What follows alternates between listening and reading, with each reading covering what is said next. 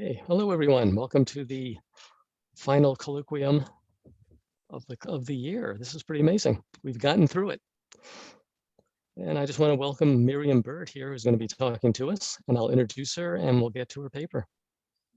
Miriam Byrd received her PA in philosophy and English from Emory University, an MA in English from the University of North Carolina at Chapel Hill, and her PhD in philosophy from the University of Georgia. She is Associate Professor of Philosophy at the University of Texas at Arlington. Dr. Byrd has published a good many papers on Plato, including recently paper Mathematics, Mental Imagery, and Ontology, a new interpretation of the divided line that was in the International Journal of the Platonic Tradition. It's an okay journal, but the editor of it's just a little weird, I've heard.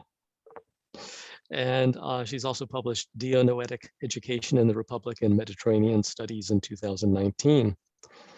Her book, co-authored with Daniel and Lawrence Bloom, called Knowing and Being in Ancient Philosophy, is forthcoming with Palgrave Macmillan Press.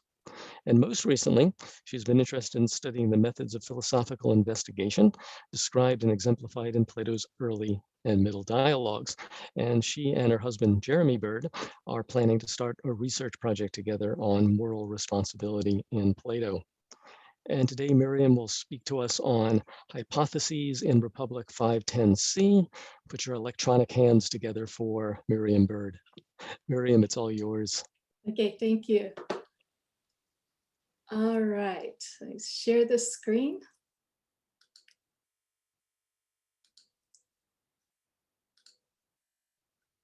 Okay, does everybody see the slides? Yep. All right. So this paper is on Hypotheses in Republic 510C. Oops. And I'm trying to change my slide there. Okay.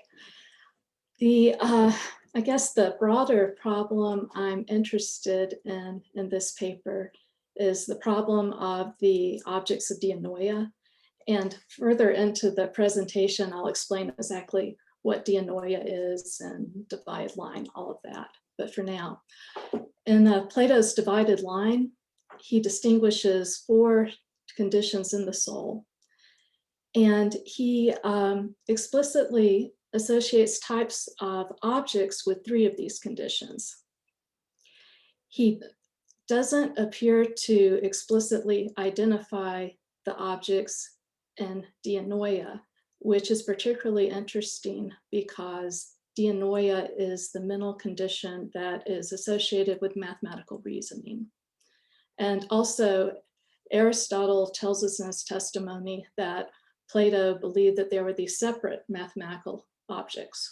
So, when we're reading the divided line, of course, we're interested in whether or not Aristotle was right. Right, my proposed solution to this problem. I propose that the objects of dianoia are obscured by the way hypothesis is interpreted in 510C. By assuming that hypotheses must be propositions, contemporary interpreters miss Plato's explicit examples. So I'm suggesting here that Plato's silence is only apparent and arises as a result of imposing anachronistic preconceptions concerning the meaning of hypothesis, the interpretation of Republic 510C. I'm going to argue that the meaning was broader in Plato's time than it is now. So when interpreters put our meaning on the text, we might be concealing what it was Plato was trying to express. And here is the passage. On your handout, this will be item 1. I think you know that students of geometry, calculation, and the like hypothesize the odd and even, the various figures, the 3 kinds of angles, and other things akin to these in each of their investigations, as if they knew them. They make these their hypotheses and don't think it necessary to give any account of them, either to themselves or to others, as if they were clear to everyone, And going from these first principles through the remaining steps, they arrive in full agreement. Okay. Now, I want to explain the contrast between these two interpretations of hypothesis. One is the entity's interpretation, my name for it, non-official name, and I'm going to refer to it as E throughout the presentation. According to this interpretation, the mathematicians in 510C are hypothesizing things, the odd and even, the various figures, 3 kinds of angles, and other things of the sort. Hare famously argued for this view, though his arguments were not so kindly received. Not all of them were good arguments. Nicholas D. Smith holds this view, and Lee Franklin also holds this view. Of course, these people do not agree on what objects are being hypothesized, just that the hypotheses are objects or entities. The other interpretation, the propositions view, or P, is held by a wide majority of Plato scholars. According to this view, Socrates means to say that mathematicians hypothesize propositions about these entities. And there are 2 general arguments providing strong support for P. The first argument is analogical. Socrates describes hypothetical method in 2 other dialogues, the Meno and Phaedo. Hypotheses seem to be propositions in these works, so it seems likely that they are propositions in the Republic too. The second is an argument from inductive generalization. On the assumption that the meaning of hypothesis, most commonly found within Plato's corpus, is likely to be the meaning in Republic 510C, commentators conclude that the hypotheses of the mathematicians are likely to be propositions. However, scholars using this reasoning disagree over what type of propositions Plato has in mind. Within the dialogues, he refers to existence statements, definitions, and predicative statements, all as hypotheses. So we're faced with the question of whether mathematical hypotheses are existential, such as the statement odd numbers exist, definitional, an odd number is that which is not divisible into equal parts, or predicative, every number is either odd or even. Even the examples of hypotheses in the relevant passages of the Meno and Phaedo include different types of statements. The 2 most prominent candidates for type of proposition in 510C are existence statements, and this is, I guess, partly because Aristotle and the posterior analytics distinguishes between definitions and hypotheses. He says that hypotheses state existence. This isn't the only meaning of hypothesis in Aristotle, but it is a meaning in that passage. So since people assume that Aristotle had knowledge of Plato's Academy and had knowledge of mathematics in the time, they assume that this definition of a hypothesis as an existence statement is a definition that Plato had in mind. Ancient mathematics doesn't seem to support this.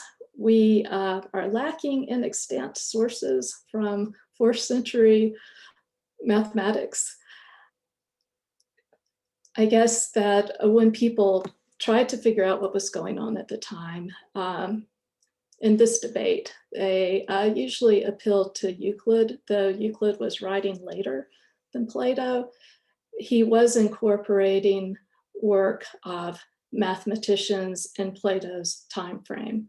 So there's an assumption that what we see in the elements is at least partially reflective of the mathematics Plato would have been familiar with.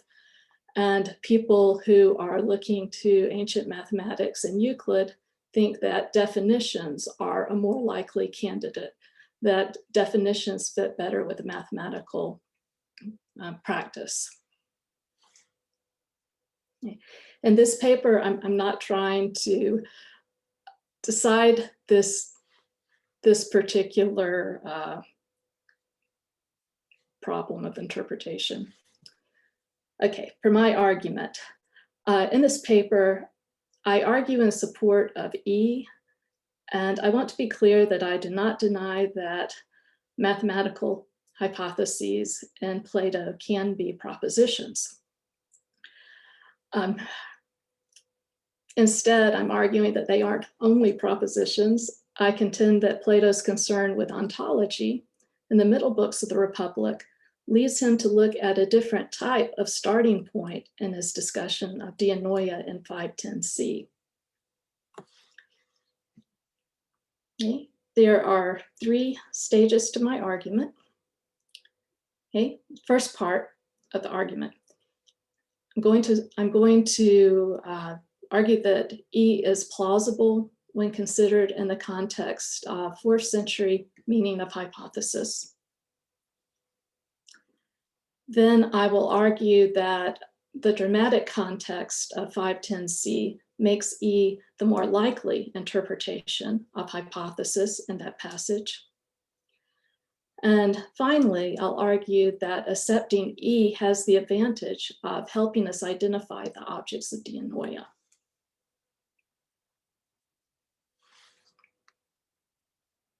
Okay, so meaning of hypothesis in the 4th century. Today's meaning. People usually have in mind something like this: a proposition or explanatory theory not known to be true, but held provisionally as a starting point of further investigation. This meaning, however, is one that has been shaped by Plato and shaped in subsequent centuries. So it is more narrow. It has connotations that the term would not have had in Plato's time.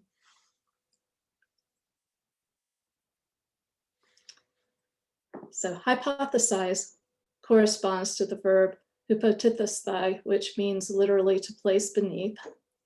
And the LSJ lists as common meanings of hypothesis: proposal or proposed action, subject proposed for discussion, and a thing placed under, base. Woolstorff did a study of how authors other than Plato used hypothesis in the 4th century, or general period. And he found that 29 occurrences of the term had the meaning of subject matter, 9 occurrences had the meaning of foundation, 4 occurrences had the meaning of proposal.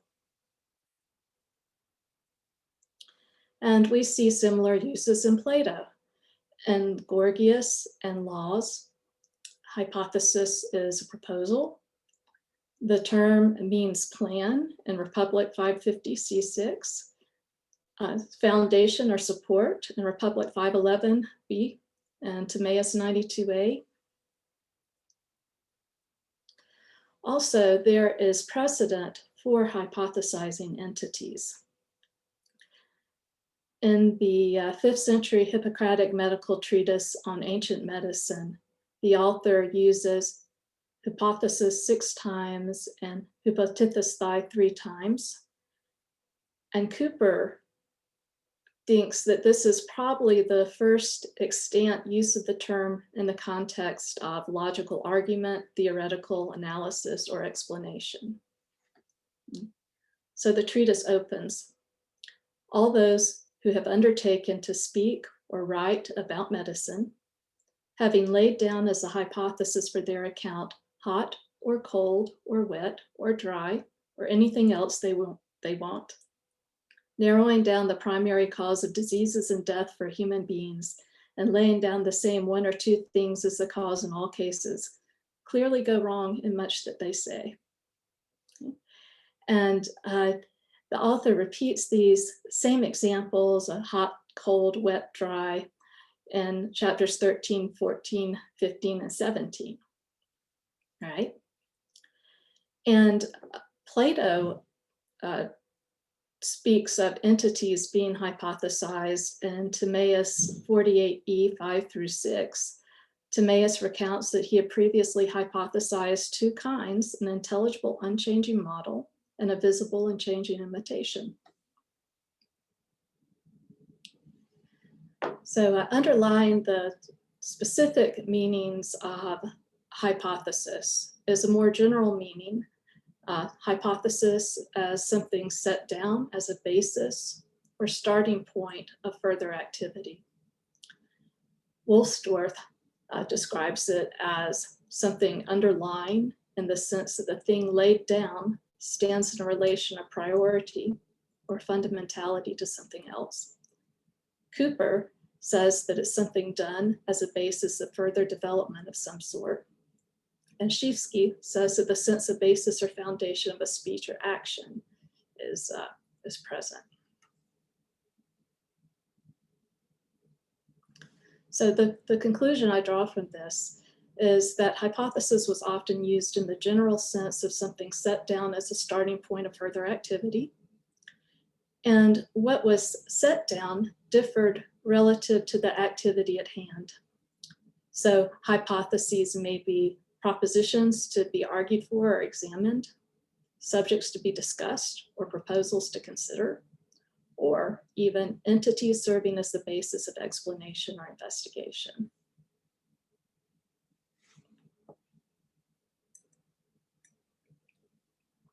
Okay, stage 2 of my argument. Plato's immediate goal in the middle books.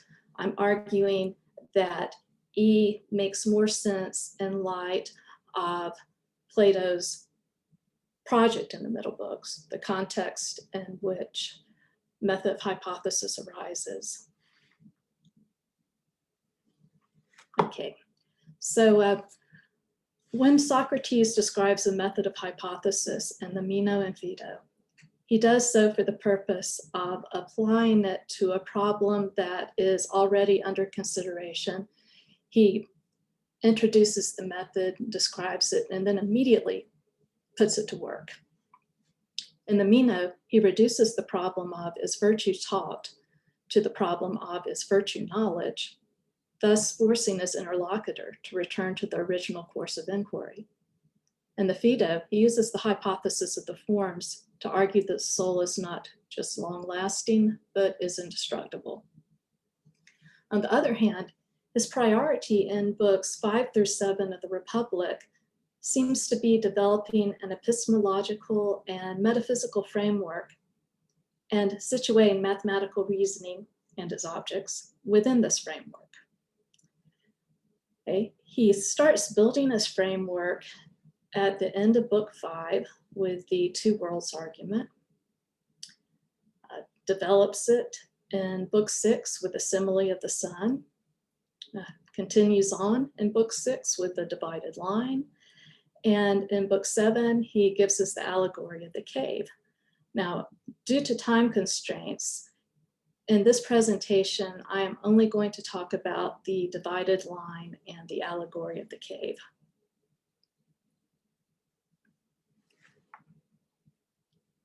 Okay, so Socrates asks his interlocutors to imagine a line divided unequally into two parts, one representing the visible realm and the other the intelligible, and to further subdivide each part according to the original ratio of the line. And this representation is not perfect, but no, we have the total line here that's divided between intelligible and visible.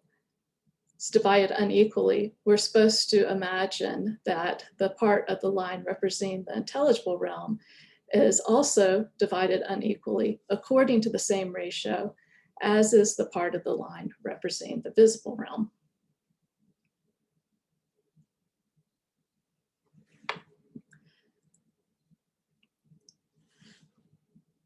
So near the end of the divided line passage, Socrates names each mental condition here, and he ranks them in terms of their clarity.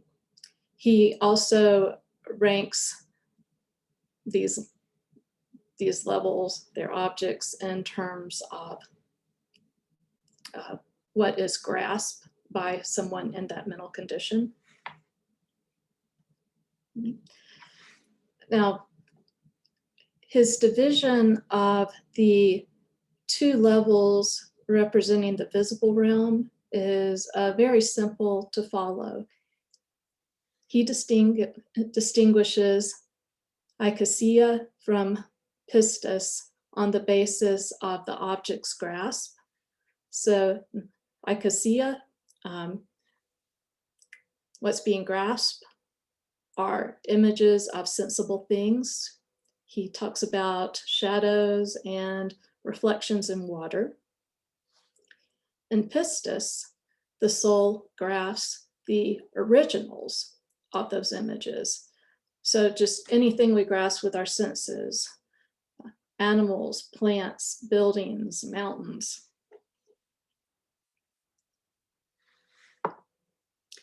The distinction between the two higher levels is more complex, for they are differentiated by the methods of investigation and demonstration used in each, rather than by the object's grasp. And number 2 on your handout has some quotations concerning use of hypotheses and dianoia. I'm not going to read all of them, but I wanted you to have them there for reference. Okay.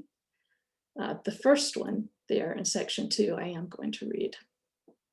At 510b, Socrates begins, in one subsection, the soul, using as images the things that were imitated before, is forced to investigate from hypotheses, proceeding not to a first principle, but to a conclusion.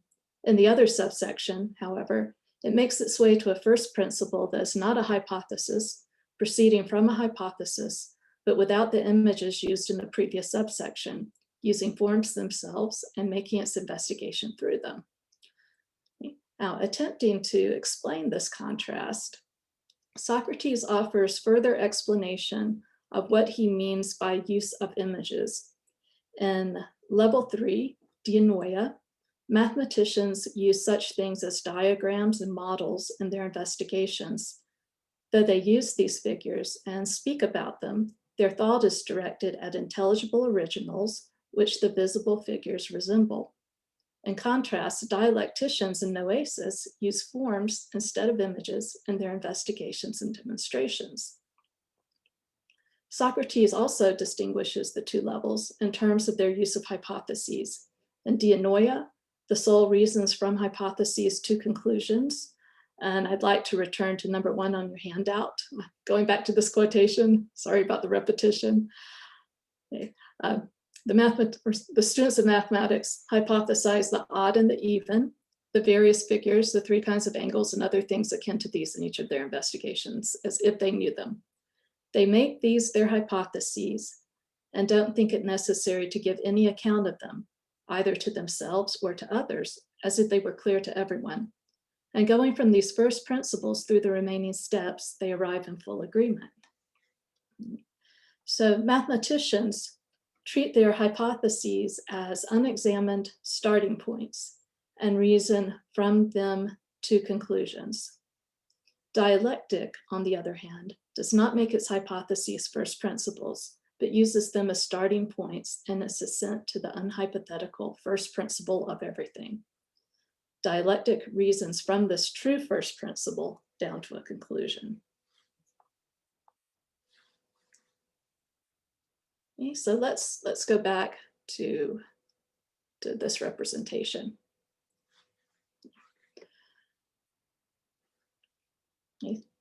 The proportions of the divided line suggest that the objects of dianoia are images of the forms, just as the sensible realm is said to be an image of the intelligible, and the objects of ikasia are images of the sensible things. Okay.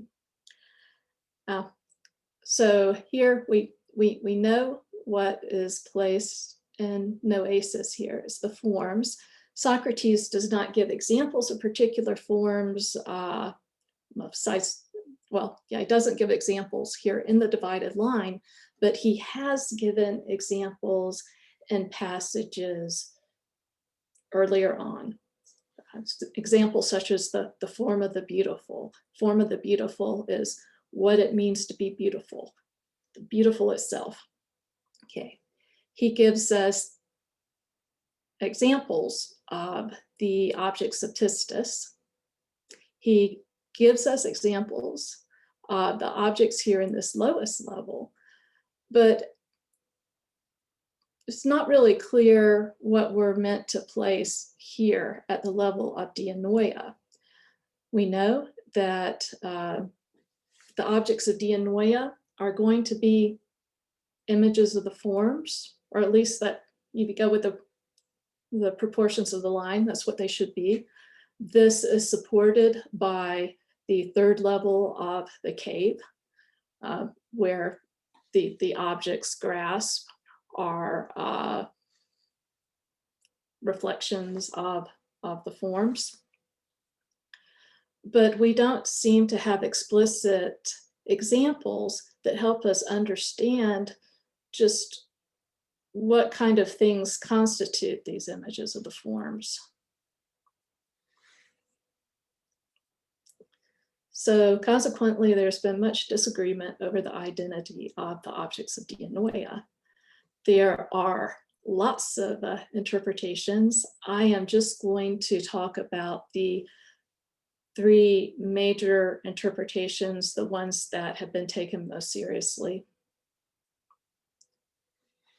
Okay, so one interpretation is that the objects of dianoia are the forms. So dianoia wouldn't have its own unique object here. All right, so the advocates of this position put a lot of weight on two passages. One is 507b. In 507b, when Socrates is first distinguishing the intelligible from the sensible realms, he associates the intelligible realm with forms. That's the only object he mentions. Then in the divided line passage in 510d through 511a, we have this statement about the mathematicians. Although they use visible figures and make claims about them, their thought isn't directed to them, but to those other things that they are like. They make their claims for the sake of the square itself and the diagonal itself, not the diagonal they draw. These figures that they make and draw, of which shadows and reflections in water are images, they now in turn use as images in seeking to see those others themselves that one cannot see except by means of thought. Okay, Plato often uses the qualification alto or itself to indicate reference to a form. So naturally, as scholars looking at this passage, assumed that Plato was talking about the forms here, that the mathematicians, though they use diagrams, really are thinking about the forms. So the forms would be the objects of dianoia.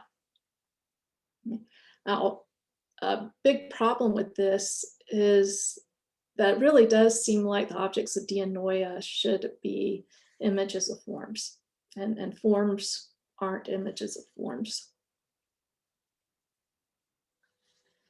Okay, another option is that the objects are sensible things viewed as images of forms. In the divided line, in the passages about dianoia, Socrates repeatedly mentions that mathematicians use sensible things as images.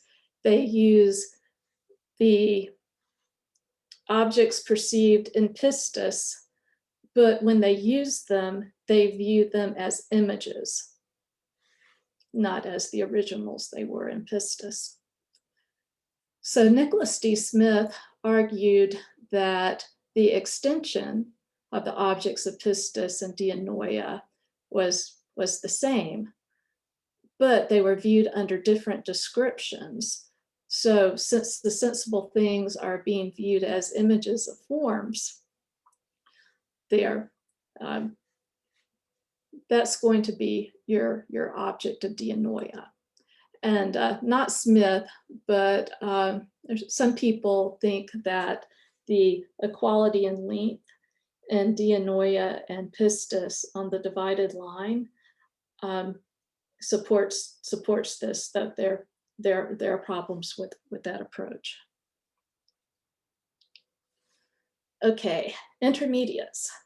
And this interpretation has been around a long time. In the Metaphysics, Aristotle tells us that in addition to the forms, Plato believed in other ideal entities, the mathematicals. The proponents of the intermediates interpretation point out that Plato uses itself to set something apart. In passages about the forms, he's setting apart the forms, but in a lot of passages, he's setting apart something that isn't a form. So they believe that we should not let alto and that passage just read a moment ago throw us, that the diagonal itself, the square itself, these things can be the intermediates that Aristotle's talking about, that they are ideal rather than sensible, but they're not forms. Okay, so Plato's mention of the square itself and diagonal itself seems to set apart figures grasped only through thought from things that are grasped through sense experience. Well, there are a lot of people who support intermediates. Ones I'm using examples here are Adam, Berniot, Miller, Wedberg.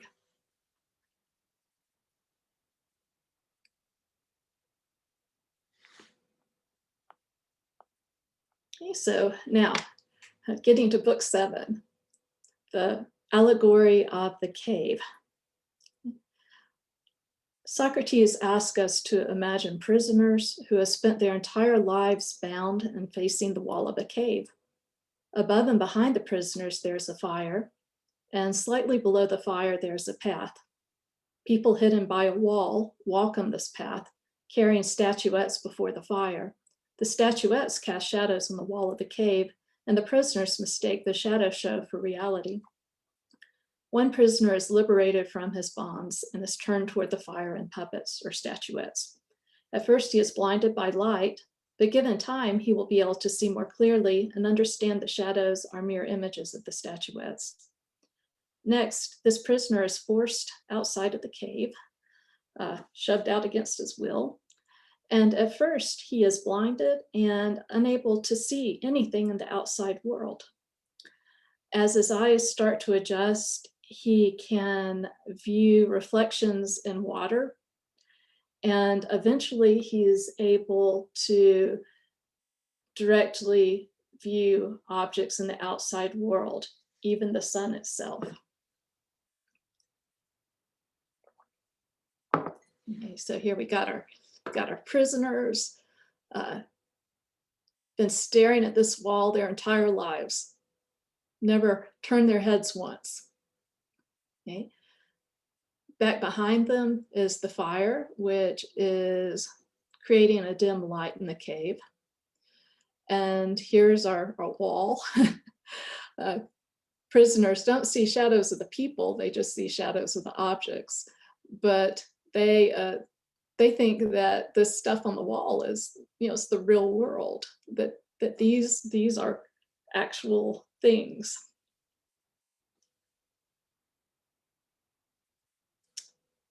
Okay. The 4-level ranking of the divided line appears to be preserved in the allegory of the cave. A while back, there was controversy over whether that applied exactly here at the lowest level, because there's a reference to people arguing about shadows of justice, which seems different from seen a reflection in water in the divided line, but there isn't really controversy concerning whether the top two levels are parallel to the line. I think that's kind of taken as non-problematic. So here you can see that in C3, which would be the rough equivalent of line 3, dianoia, the objects are reflections in water in this allegory of the cave. The objects in the outside world are meant to be the forms. So at C3, the freed prisoner can't see what's outside yet, can just see these images in the water. And the images in water are cast by the things in the outside world, the forms.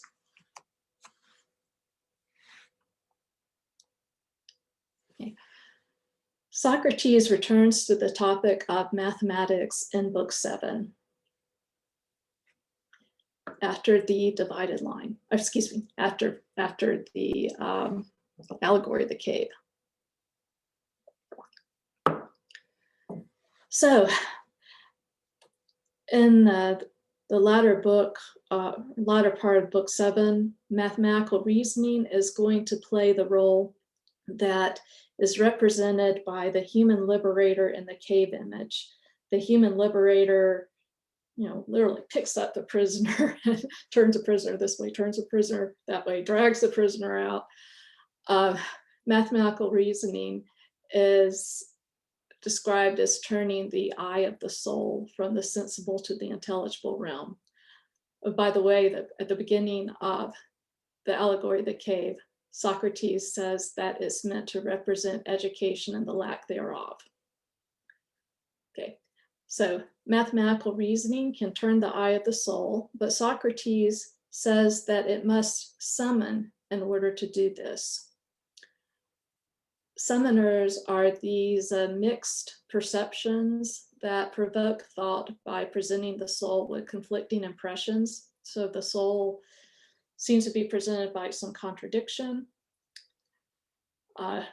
and the soul is forced to move beyond the sensible realm to the intelligible in order to resolve the problem.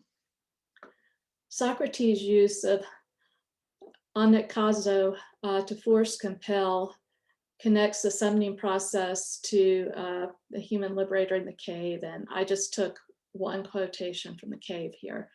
But for instance, when the prisoner is freed, he's suddenly compelled to stand up, turn his head, walk, and look up toward the light.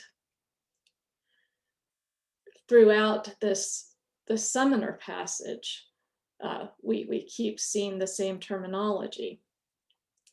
Socrates says that looking at one finger will not summon. The soul is not compelled to ask the understanding what a finger is, since sight doesn't suggest to it that a finger is at the same time the opposite of a finger. But if you were to hold out several fingers at once, that sense impression would have the potential to summon.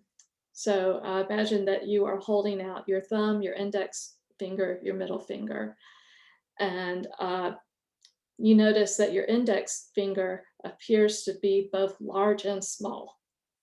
It's large compared to the thumb, small compared to the middle finger. But if you're just going with sensation and pistis, you see that finger is like, whoa, large and small. Okay. Now, because the finger appears to be large and small, thought is summoned. There's a problem here that must be resolved. And describing the summoning process, Socrates says that understanding was compelled to see the opposites not as mixed up together, but as separate, the opposite way from sight. We have the arithmetic example. Okay, so sense perception presents one thing as one, but also as many. Okay. This compels the soul to inquire about the one. And separating these opposite properties, the soul must ask itself what the one itself is. Socrates says that arithmetic leads the soul forcibly upward and compels it to discuss the numbers themselves, never permitting anyone to propose for discussion numbers attached to visible or tangible bodies. Science or arithmetic compels the soul to use understanding itself on the truth itself.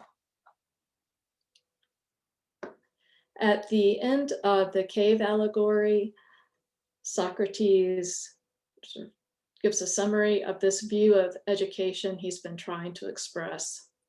And he says, the power to learn is present in everyone's soul, and the instrument with which each learns is like an eye that cannot be turned around from darkness to light without turning the whole body. Okay. And education is the craft concerned with doing this very thing, this turning around.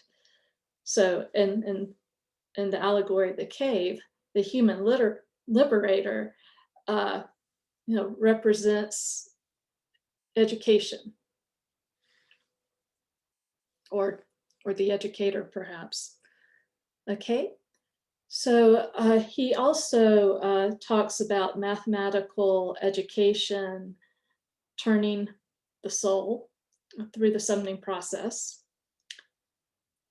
Okay.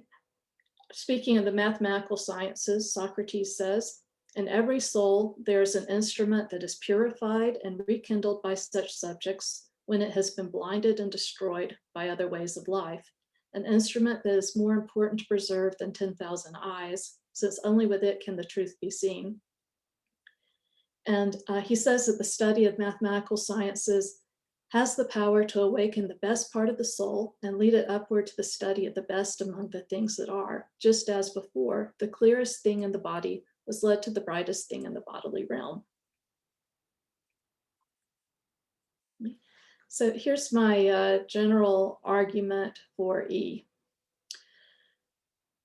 I think it's obvious, it'd be even more obvious if we talked about the two worlds argument and the simile of the sun, but it's obvious that Socrates is creating this framework in which he correlates epistemological conditions with the objects grasped by the soul when it is in this condition.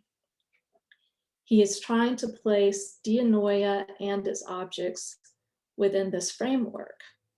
So when he starts talking about hypotheses in the divided line, he doesn't immediately apply the method to a problem. Instead, he keeps talking about these methods and relating them to one another. He calls, in Book 7, he calls mathematical sciences a prelude to dialectic. He's presenting the mathematical sciences as this summoning process that allows one to make the transition from encountering the world chiefly through sensation to really engaging with the intelligible realm. Now, Hare argued, probably the one argument in this paper that I really agree with, but he argued that Plato's model of knowledge in the middle books is a model of knowledge by acquaintance rather than a propositional knowledge. Knowledge by acquaintance is knowledge of. Okay, when Plato describes the soul as grasping objects, this seems to be knowledge by acquaintance. Propositional knowledge is knowledge that we are presented with this comparison between our physical vision and the way we grasp things with our eyesight, and how the intellect grasps objects. Just repeated references to grasping objects, not saying things about them, not examining propositions, but seeing them. Now, Socrates explicitly identifies entities as the objects of mental conditions in all three levels of the divided line, all the levels except for dianoia. The main emphasis in the passages on dianoia are the mathematicians' hypotheses.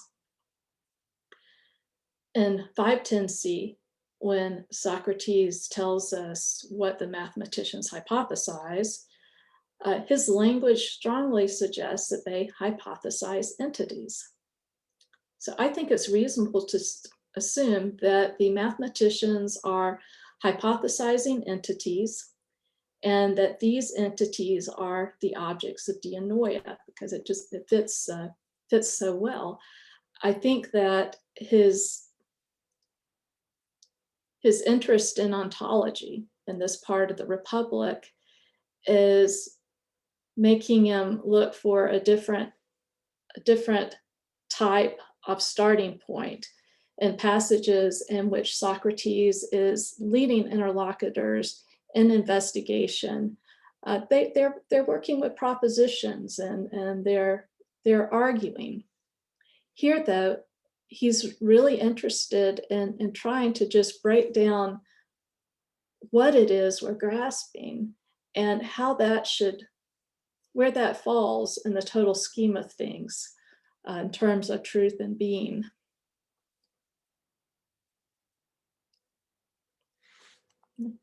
The entity's interpretation has interesting implications for Plato's philosophy of mathematics. Since the entities hypothesized by the mathematicians are the objects of mathematical thought, I will approach the problem of the objects of dianoia from the unusual perspective of examining the activity of hypothesizing. Returning to 524d through 525a, I argue for the controversial thesis that the mathematical objects, and thus the objects of dianoia, are mind-dependent images of the forms. And this argument is going to be relatively short.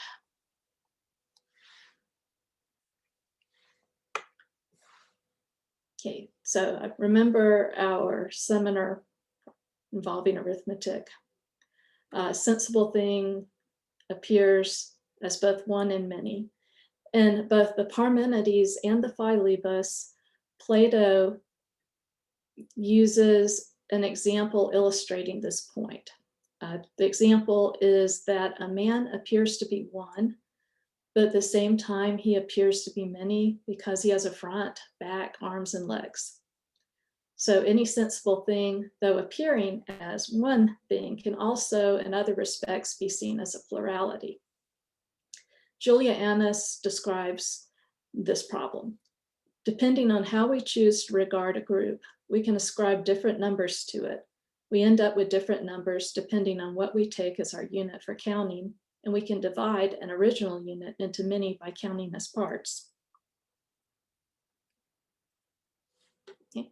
Socrates says that the summoner would compel the soul to be at a loss and to inquire by arousing thought in itself and to ask whatever then is the one itself. Okay. So the soul separates out the one in the sense of a countable unit. The soul is looking for what it means to be a countable unit. And Socrates describes this one of the mathematician. He says that the way the mathematicians think about this one is each one equal to every other without the least difference and containing no internal parts. And this description is the same description that is provided for unit in Philebus 56e. Socrates uses hen instead of monos here in the Republic, but seems to be talking about the same thing. countable units. So I'm suggesting that these ideal units are hypothesized as a result of the summoning process. The soul is forced to set them out as starting points for arithmetic, and they underlie all mathematical reasoning. And this would be consistent with that the general meaning of hypothesis that was found in earlier examples. Okay. Likewise, the hypotheses in 510C, we have the odd and even, which refers to numbers. We have the various figures, the 3 kinds of angles. These objects of mathematics, they're necessary for mathematical reasoning, and they underlie all mathematical calculation. So, what is the metaphysical status of these objects? Now, according to the argument I've been making, locating the objects isn't so problematic once we change our view of hypothesis. You know, the objects are the odd and even, etc. It's a little bit harder to determine exactly what type of things they are. Earlier said that when Socrates brings in auto, often he's talking about forms.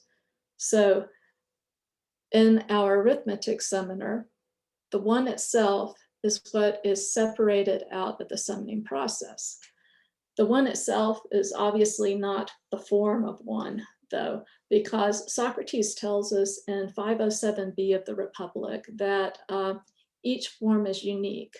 There's only one of it. It's the point of contrast between forms and things that participate in forms. There are many things that participate in the form of beauty, but there's only one beauty itself.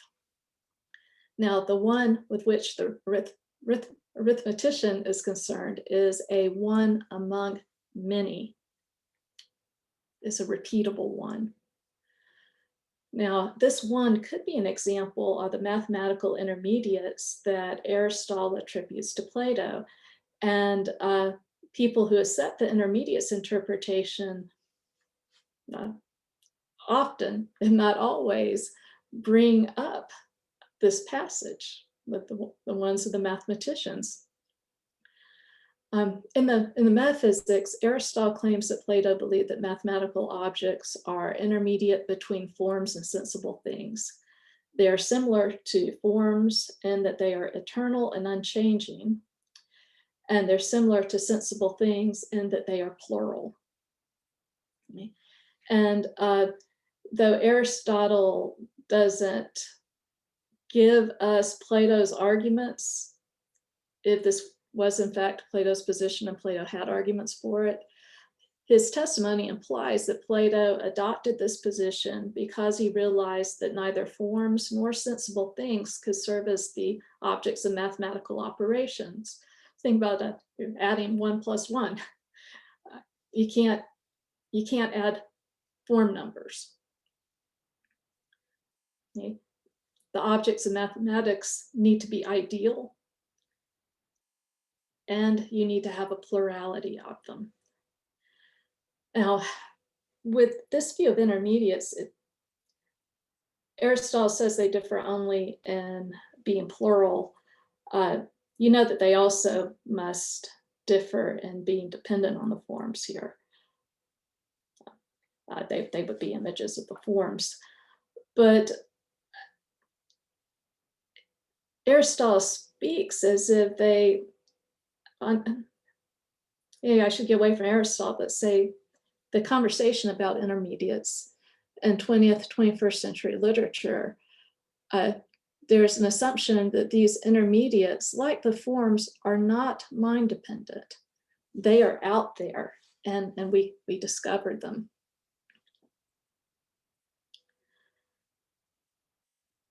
Now, there is an alternative to viewing intermediates this way. This alternative is that the mathematicals are constructed by dianoia. Okay, they are constructions within thought. And in that sense, they are going to be mind dependent. Okay. Now, the most detailed account of the summoning process is in 524C. And on your handout, in section 3, there's a long passage, and at the top of it, it says finger example. Okay, this is the passage to which I'm referring here. In this passage, there are 2 points of emphasis. One is the summoning process forces the soul to separate X from not X. The other point of emphasis is that summoning process forces the soul to ask, what is X? In order to separate X from not X, I must isolate what is essential to X and ignore everything else. But in order to find what is essential to X, I must ask myself, what is X? I think that both 1 and 2 are components of a type of abstraction. So for example, in resolving the apparent contradiction presented by perception, the soul must isolate the respect in which the finger is big, ignoring all other features and relations. In order to do this, the soul must ask, what is bigness? Separation involves asking what is X in order to find what is essential and should be left behind rather than thought away. This is a very short argument, but I'm interested by this possibility that the numbers and the figures the mathematician thinks about are fictional entities in a sense. Okay. Now, mathematical theorems are still going to be true, I think, even if they're fictional entities, because the truth will be grounded by the forms. Lee Franklin actually has a very interesting article where he argues for this.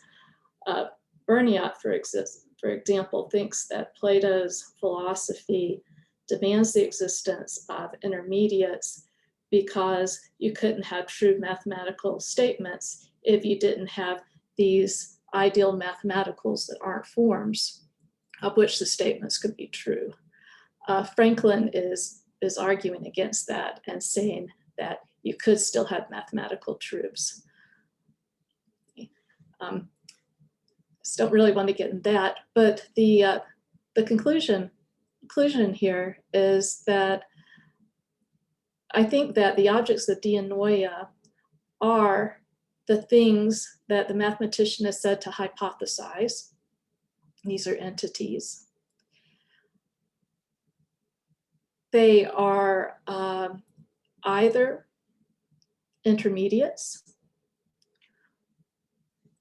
as has been interpreted by long tradition, or they are ideal entities that aren't forms, but are uniquely objects of dianoia in that they can only be grasped in thought because they are created by thought. Their creation would be tied into innate knowledge in Plato. Recollection is presented in the Phaedo, that when we're asking what is X, we would be drawing on implicit knowledge, and we'd be directed by the forms, by what it means to be one, what it means to be triangle. There would be no, don't want to say laws, but you're going to come up with these particular figures. So I'm not sure which of these is right. I personally find the mental image thing pretty interesting, though. Also consider that in 35a in the Timaeus says that the soul is a type of reality that's intermediate between the forms and the sensible things. If we were to represent that on the divided line, soul would be that area where dianoia sits. It would be kind of interesting if these mathematicals are constructions of soul, and soul has intermediate reality. It's kind of neat that they have intermediate reality there in the divided line. But that is the end of my slideshow. So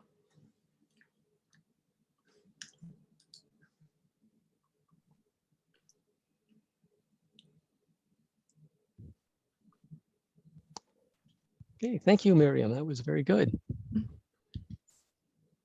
I assume you're taking questions? yes, I am. And actually, I need to get something to write on. I forgot to do that earlier. Okay. Get some I take it that while you're doing that, I'm taking it that Glenn and Lindsay are taking care of the questions? No?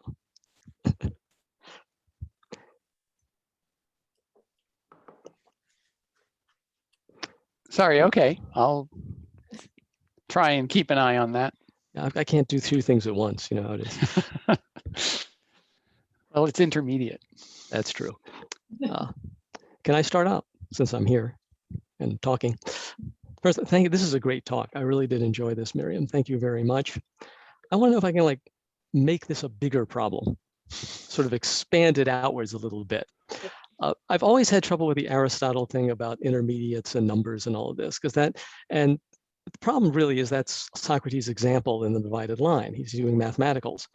But I always think in Plato's mind, it's not just mathematicals that he's talking about, because though they're important, they're not what he's really, really interested in, and that's ethical problems that he inherited from Socrates.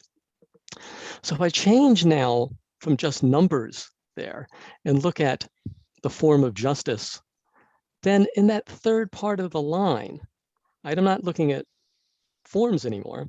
I'm looking at hypotheses in the sense of underpinnings to what makes it. So I'm looking at maybe trials on cases. Maybe I'm looking at what's a just act under certain circumstances.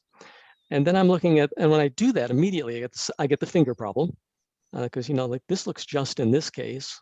Yeah, it's a really good idea to give the knife back to that guy. Doesn't look just in another. It's really not a good idea to give the knife back because he's going to stab somebody with it. So it's those kinds of things I'm seeing as kind of intermediary that lead us up to the forms. And then eventually, if we want to start doing that higher kind of philosophizing, then I'm going to be doing straight to what is justice itself, and then working down to individual cases from it. Can I do that? Can I move away from mathematicals and do the justice game? Dianoia, I definitely believe that is wider than mathematical reasoning. Socrates illustrates it with mathematical reasoning, and I think that's probably because the objects of mathematics are such clear examples. Yeah. But I think that these objects of dianoia would be abstractions, whether you're talking about mathematics or something else.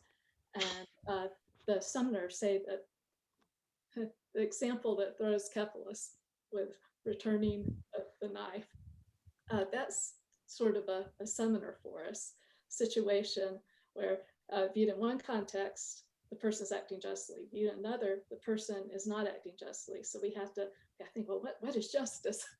I think that Plato's doing something like that with giving us a just city and a just soul in the Republic, and giving us two just cities at that, because we've got the simple city, which Socrates says is healthy and just, and then we have our tripartite city. So I think that we're having to abstract, and that justice being each doing his own, or each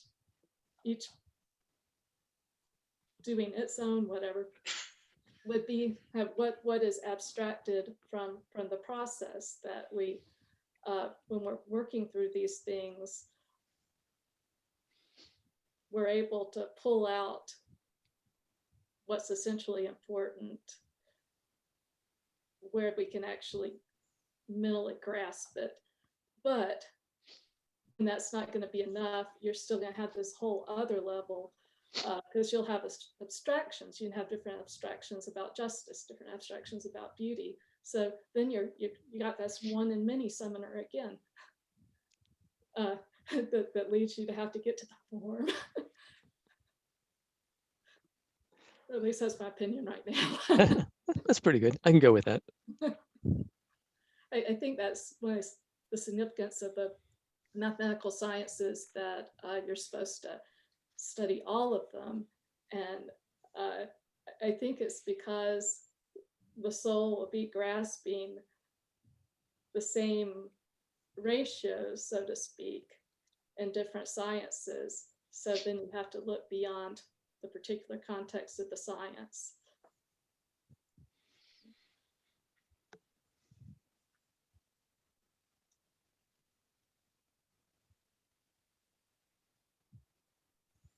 Can I ask a question? Go ahead, Dennis. Thank you. Two things. This may not be a really good bit of evidence, but if you go back to your first quote about the odd and the even and all those features there, they really are Pythagorean also.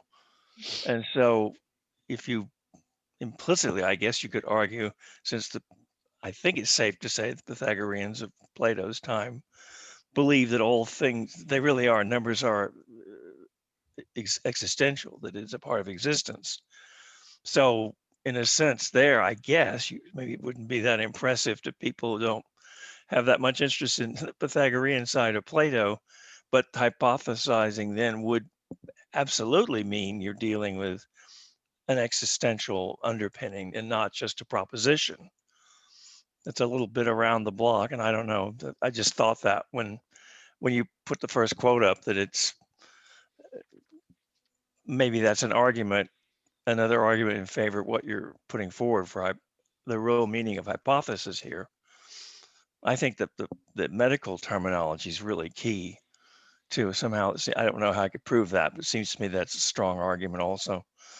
The other thing about the intermediates, which I spent a lot of time trying to study because I'm fascinated by it, and John, it's really interesting about the ethical side because I'd never thought about that, but you really have to consider that too. It's fascinating. The way I dealt with that is, oddly enough, two ways. That I think with geometry, it's easier simply because I think what he's trying to say is you've got the idea of a triangle, which is three-side object, right? Let's don't get any more complicated than that. But you've got triangles of many sides and many angles, but they don't, I mean, they exist, they don't really exist in the real world, do they? They also only exist in thought. So I think that's what he means there. I'm not 100% sure. With numbers, it's a little trickier because then, you know, what's two? I mean, that one. I don't know that my theory there makes that much sense, because unless you think of an idea of two-ness, I suppose, which in a way makes sense. And the other thing I came up with a long time ago, which I know is very helpful here for your paper, but it comes from IT, which is where I was living, oddly enough. Normally that wouldn't be something that would be very helpful for Platonic studies, but in object-oriented programming, you have what's called an object, which exists in the memory of the machine, but it's almost like a pattern. It's like an idea in many ways. It doesn't really have any substantial qualities. It's not like, you know, it has attributes that are set up so they exist in a sense, as much as anything else does in the computer, but they don't have like actual values, and they have other structures in there. So then you instantiate an object.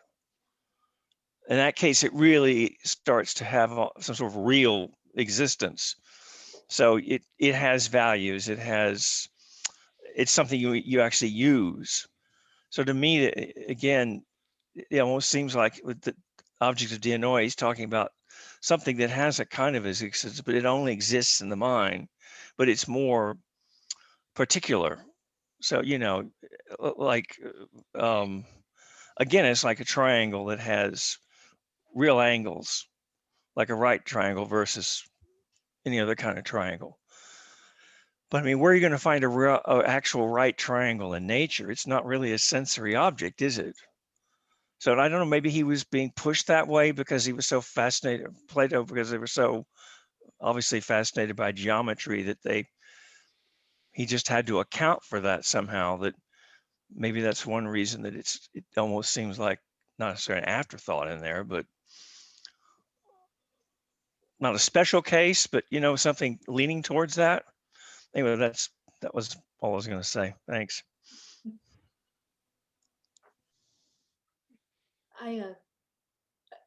Something I've been thinking about, seems like Plato's examples of reflection always has to be in a medium of some sort.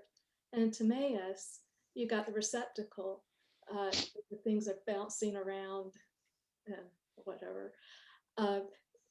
It seems like, well, maybe these mathematicals are just how the forms are reflected in human intelligence. That's the medium that they appear in. But I don't know.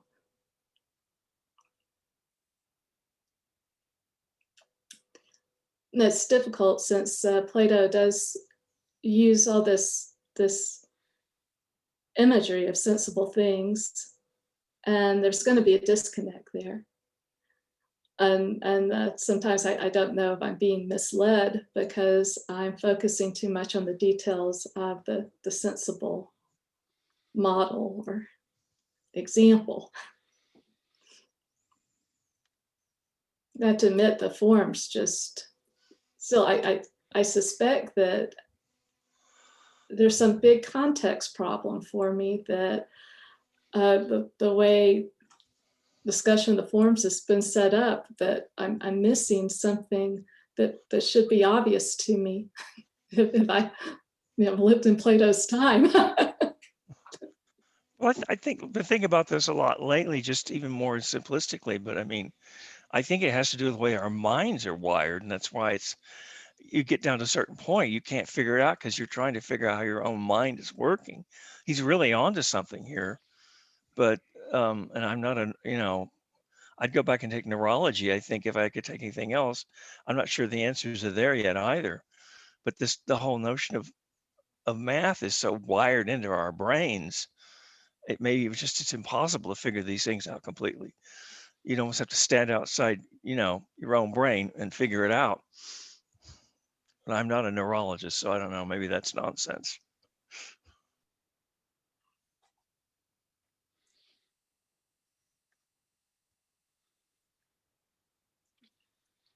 Anyone else have a question? Luke, you want to go ahead and ask that, or do you want me to read it? I'll ask it, sure. I'm just, I'm in you. my office right now and it's not a very pretty background. It's okay, just go ahead, audio is fine. And it may help to explain it a little bit too, just because my phrasing is not always super clear. I'm interested in the way that you spoke about definitions at the start and the way that those kind of idealized objects are not super codified by the time Plato's writing, but they are later codified by Euclid. And so since they're not codified, they're still kind of in flux. And I'm wondering if that kind of gives a sort of permeability to the concepts that are happening. But I don't know if you had an opinion on that at all, sorry. I'm not sure that I understand the question. It's all good, don't worry about it then. I'll think about the phrasing and I'll ask you on Thursday when you're in class with us. Okay.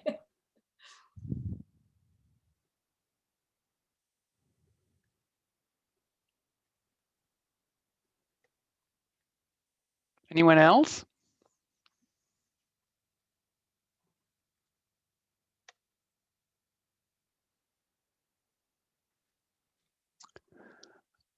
Okay, well, I guess we can finish up. Thank you, Professor Byrd, for a fascinating presentation. I once did philosophy and I wasn't very good at it, but you've made some things very, very clear. I particularly appreciate the diagram. So I guess Luke can pursue his question with you in the class. So I just thank you and thank everyone for their attendance and attention. And I will be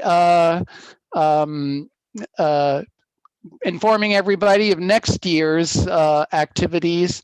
And right now we'll just applaud for Professor Byrd and say thank you. Well, thank you for inviting me.